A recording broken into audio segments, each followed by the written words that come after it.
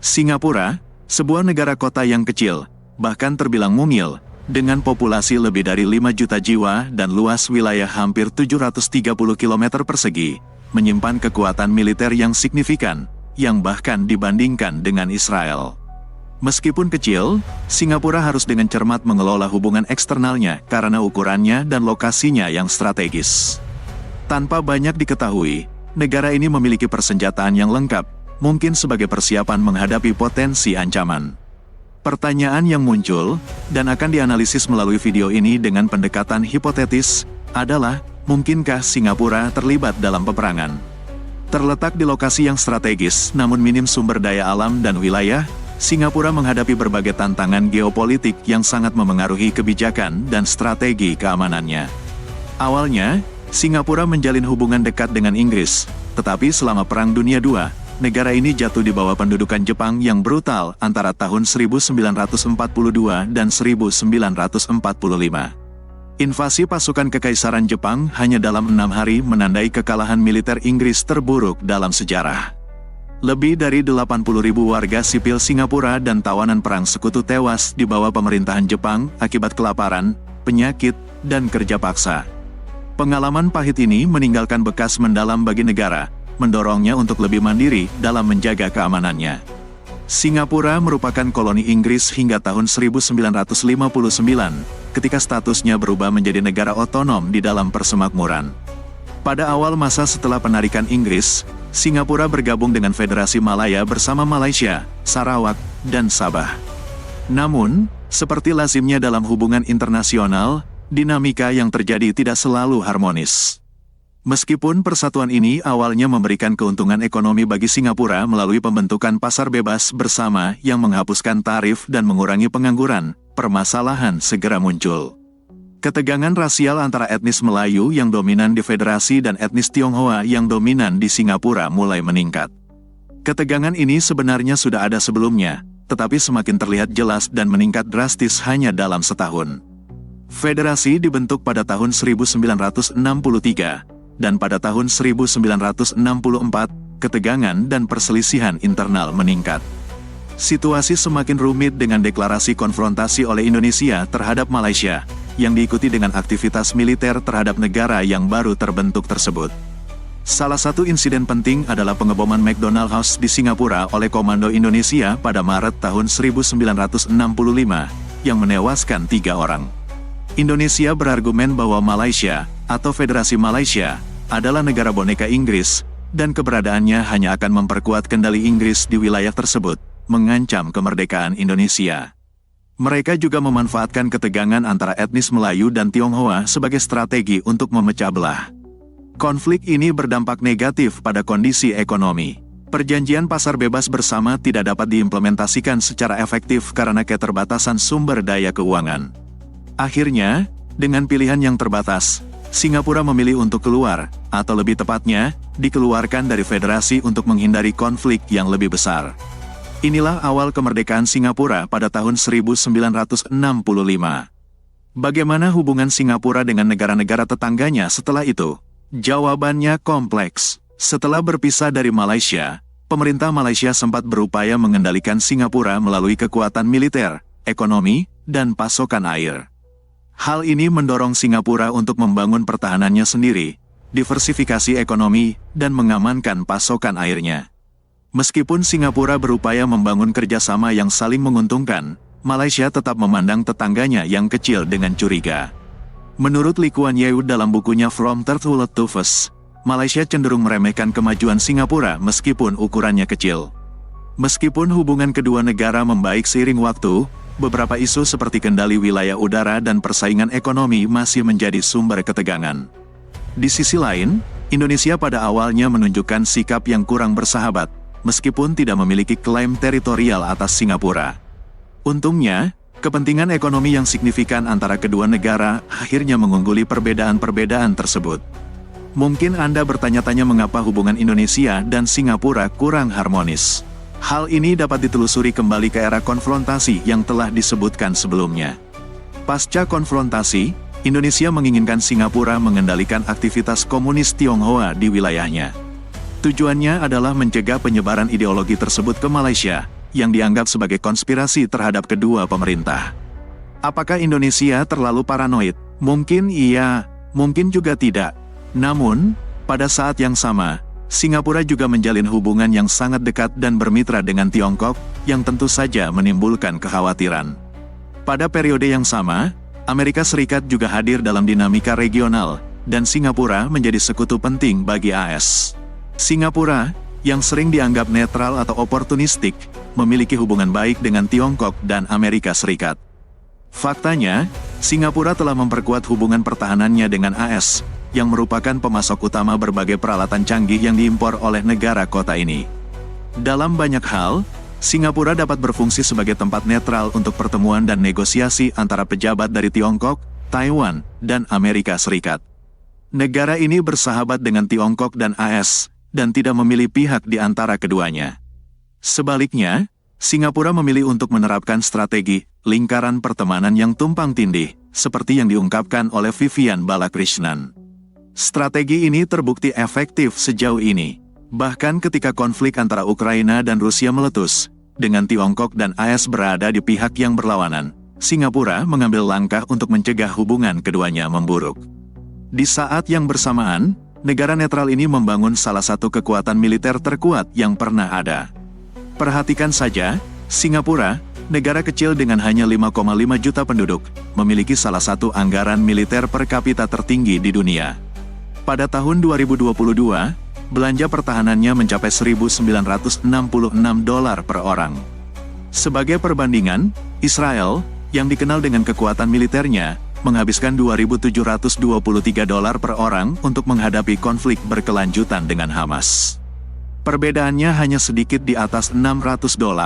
Singapura menempati peringkat keempat di dunia dalam hal investasi militer dibandingkan dengan populasinya. Ini sangat luar biasa mengingat ukurannya yang kecil. Singapura adalah kekuatan militer yang signifikan, dengan angkatan bersenjata kelas atas yang mampu menghadapi hampir semua negara di dunia. Mereka memiliki salah satu angkatan bersenjata yang paling lengkap di dunia, dengan lebih dari 70.000 personel aktif dan sekitar 950.000 personel cadangan. Setiap pria di Singapura wajib menjalani wajib militer selama 2 tahun. Namun, dalam peperangan modern, bukan hanya jumlah tentara yang penting, tetapi juga teknologi dan peralatan militer yang canggih. Singapura, sebagai salah satu negara terkaya, tidak ragu untuk berinvestasi di bidang ini. Dalam beberapa dekade terakhir, Singapura memiliki lebih banyak jet tempur daripada negara-negara seperti Kanada, Swedia, atau Belanda. Mereka memiliki peralatan mutakhir dari industri militer Amerika Serikat, Israel, dan Eropa. Singapura juga merupakan negara pertama di Asia Tenggara yang mendapatkan jet tempur F-35 yang sangat canggih. Mengapa? Singapura sangat kaya dan merupakan tempat yang aman secara hukum, tempat banyak investor dan perusahaan dari seluruh dunia menempatkan uang mereka. Dalam posisi seperti itu, perlindungan sangat dibutuhkan. Berdasarkan angka-angka yang ada, Singapura telah menangani aspek ini dengan baik. Sejak kemerdekaannya, negara kecil di Asia ini telah memiliki 3 rencana militer besar, yang mencerminkan visi mereka tentang dunia dan telah mengembangkan angkatan bersenjata yang cukup besar dan lengkap. Rencana pertahanan besar pertama Singapura muncul tepat setelah kemerdekaan mereka, berkat Lee Kuan Yew, Perdana Menteri pertama yang membentuk Singapura seperti yang kita kenal sekarang dan memimpin selama 20 tahun. Setelah berpisah dari Inggris, bergabung dengan Malaysia, dan dikeluarkan hanya dalam 2 tahun, Lee Kuan Yew yakin bahwa agar Singapura tetap aman, negara itu harus menjadi tempat yang tidak terpikirkan untuk diinvasi.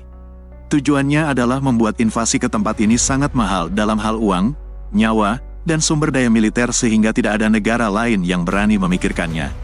Pertahanan Singapura harus cukup kuat untuk menimbulkan masalah besar bagi musuh bahkan jika mereka berhasil menguasai kota tersebut. Jika itu terjadi, Singapura akan menjadi seperti tablet beracun. Bagaimana cara mewujudkan semua ini? Pada dasarnya dengan 3 cara: mempersenjatai diri dengan banyak senjata, bersiap untuk pertempuran, dan menjalin pertemanan yang kuat. Ketika Singapura merdeka, mereka hampir tidak memiliki apapun di angkatan darat mereka, hanya 2 kelompok tentara, sebuah meriam tua, dan tanpa pesawat tempur. Mereka harus membangun tentara hampir dari nol. Lee Kuan Yew, pemimpin saat itu, memberikan misi rahasia kepada Menteri Pertahanannya, Go Kong Sui, Singapura harus berteman dengan Israel, Mesir, dan India. Israel sangat antusias, sebagai negara yang mencari sekutu di seluruh dunia.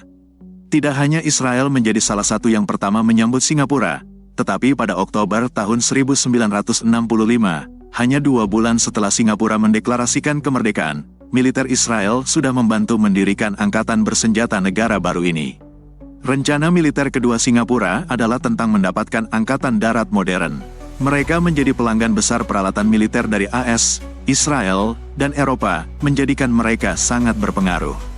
Ditambah lagi, mereka mulai membuat peralatan militer mereka sendiri, mengubah Singapura menjadi salah satu dari 30 negara teratas yang menjual senjata di seluruh dunia. Beberapa peralatan sukses mereka termasuk senapan serbu SAR-21, kendaraan segala medan militer Bronco, atau transportasi lapis baja TX, bersama dengan berbagai drone dan artileri. Saat ini, Singapura sedang menjalankan strategi utama ketiganya, membangun angkatan udara yang mengesankan, kuat, dan gesit, mampu mengantisipasi ancaman apapun, dengan kata lain, mencapai superioritas udara total di wilayah tersebut. Untuk mewujudkan hal ini, Perdana Menteri saat ini, Lee Hsien Loong, memiliki rencana besar untuk mempersiapkan seluruh militer untuk misi baru ini. Bagian dari rencana tersebut termasuk menyingkirkan jet tempur F-16 yang lama dan mendatangkan F-35B yang canggih. Mereka juga meningkatkan dan menambahkan lebih banyak kapal ke Angkatan Laut. Saat ini, mereka memiliki 6 fregat. Angkatan Udara memiliki 60 pesawat tempur F-16CD Block 52+, dan 40 F-15SG, versi modifikasi dari F-15S Strike Eagle. Mereka juga memiliki truk tanker dan pesawat peringatan dini. Sebagian besar pesawat tempur mereka sebenarnya berbasis di AS karena Singapura kecil dan membutuhkan lebih banyak ruang. Dalam hal persenjataan, mereka memiliki tank Leopard Jerman, kendaraan tempur mereka sendiri yang disebut Hunter, dan peluncur rudal Amerika yang disebut Lockheed Martin M142 HIMARS. Singapura berubah dari kota dengan banyak perlengkapan militer menjadi benteng yang tak terkalahkan, dan sekarang menjadi pemain militer yang dapat melakukan ofensif. Berkat persahabatan mereka dengan Israel, Singapura membeli banyak senjata Israel, seperti pembelian terbaru senjata anti-tank Matador. Semua kemampuan militer ini mungkin membuat Anda bertanya-tanya perang seperti apa yang sedang dipersiapkan Singapura. Senetral apapun Singapura dengan teman dan mitranya, ada ancaman yang mengintai, klaim Beijing atas Laut Cina Selatan. Tiongkok telah memperkuat kehadirannya dengan membangun pulau buatan dan memperluas armadanya, termasuk kapal induk. Tiongkok mengklaim kendali atas sebagian besar jalur air penting ini, yang dilalui sepertiga perdagangan global. Militerisasi kepulauan oleh Tiongkok telah membuat situasi sangat tegang, meningkatkan kekhawatiran bahwa sebuah insiden dapat secara tidak sengaja meningkat menjadi konflik angkatan laut. Seandainya terjadi konflik bersenjata, Singapura akan menghadapi risiko strategis yang serius, sangat bergantung pada perairan ini untuk perdagangan eksternalnya. Mari kita bayangkan skenario hipotetis, Tiongkok secara agresif mulai menginvasi Kepulauan Spratly di dekat Vietnam dan Filipina. Singapura mungkin mengirim patroli untuk membantu mempertahankan kedaulatan sekutunya. Ini dapat sangat membuat marah Beijing, melihatnya sebagai pengkhianatan dari mitra mereka. Katakanlah pemerintah Singapura tetap teguh dalam mendukung hukum internasional. Sebagai balasannya, Tiongkok meningkatkan aktivitas militer di dekat pulau-pulau yang diklaim oleh negara lain. Dari titik itu dan seterusnya, pesawat perang dan kapal angkatan laut Tiongkok memulai manuver ekstensif yang secara khusus menargetkan Singapura. Beijing mengeluarkan ultimatum yang mengklaim perairan Singapura dan memberlakukan blokade angkatan laut di Selat Malaka yang penting. Singapura menolak untuk menyerahkan kedaulatannya. Sebagai tanggapan, mereka mengerahkan rudal anti kapal untuk mengamankan perdagangannya. Namun, mengingat keunggulan ukuran Tiongkok, mereka akan memiliki pengaruh jika mencoba menginvasi Singapura. Namun, kita tidak dapat melupakan Amerika Serikat, yang pasti akan turun tangan untuk membela sekutu strategisnya. Sebagian besar armada udara Singapura berbasis di AS, siap dan menunggu aksi. Itulah sebabnya konflik akan meningkat lebih jauh, memberi AS kesempatan untuk meredakan ketegangan dengan Tiongkok untuk selamanya. Dengan semua ketegangan di Laut Cina Selatan dan mengingat apa yang terjadi di Ukraina dan Israel, warga Singapura benar-benar memikirkan kemungkinan perang. Sebuah survei menemukan bahwa 83% dari mereka percaya bahwa masalah di negara-negara tetangga akan memengaruhi Singapura. Singapura memiliki julukan Swissnya Asia, karena banyak orang di sana ingin menjauh dari konflik. Tetapi ada kekhawatiran karena negara itu cukup kecil dan sekitar 36,3% orang berpikir sulit bagi Singapura untuk bersaing secara global. Tetapi sebagian besar orang di sana benar-benar mendukung gagasan wajib militer, dengan 93,4% berpikir itu penting untuk pertahanan. Ada postingan Reddit di Singapura di mana mereka berbicara tentang kemungkinan perang dan banyak warga Singapura yang berharap mereka dapat menghindari situasi itu. Mengenai perang yang datang ke Singapura, itu sangat tidak mungkin. Tidak ada yang mau membuang sumber daya pada udang beracun kecil. Ada hewan strategis yang lebih besar di sekitar, kata seorang pengguna. Itu akan tetap netral selama mungkin, kata pengguna lain. Tidak, Singapura tidak akan berperang kecuali beberapa negara lain memutuskan untuk menginvasi seluruh laut, timpal pengguna lain. Beberapa menyebutkan bahwa jika dipaksa untuk memilih pihak, mereka lebih memilih untuk tetap netral ala Swiss. Meskipun demikian, masa depan tidak pasti. Satu hal yang kita tahu adalah bahwa Singapura akan berdiri teguh untuk melindungi kedaulatan sekutunya, tetapi mereka akan mencoba berunding terlebih dahulu untuk menghindari perkelahian besar.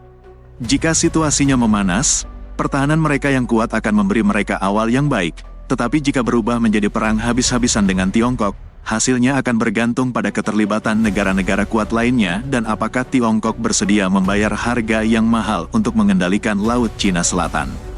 Kebanyakan warga Singapura hanya menginginkan perdamaian, tetap berpegang pada tradisi mereka untuk menjauh dari konflik, tetapi mereka siap untuk membela diri jika mereka harus melakukannya. Jadi pertanyaan besarnya adalah, akankah Singapura berperang?